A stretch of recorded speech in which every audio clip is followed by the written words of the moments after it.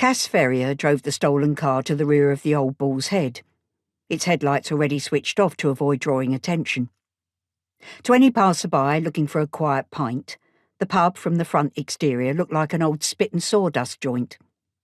The small bar was tired and worn, the old black beams were full of woodworm, and age-old hops tied to the beams were gathering dust. But it was a great backdrop for one of the many covers of the classic cult song I Put a Spell on You, or a Halloween party. Beneath that rough exterior, it was a business hub for drug dealers and gamblers. The rich, the dangerous, and the nasty gathered in the basement. It was accessible via the back door, which led from the rear alleyway. The large room was modern and fresher, with a sleek, well-stocked bar and clean tables for the customers' card games. The clientele played high-stakes poker games, not throwing the odd tenner on the table, but thousands of pounds, and sometimes they wagered on the turn of a card. Cas cut the engine and turned excitedly to wink at his wingman, Keith Purdy.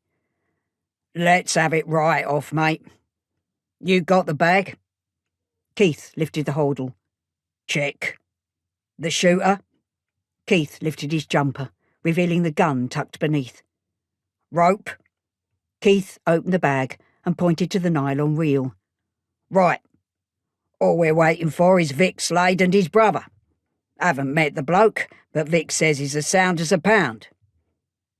"Why'd you bring 'em on board, Cas? I can't stand the prick myself. He's a pikey, and you ain't got much going on upstairs."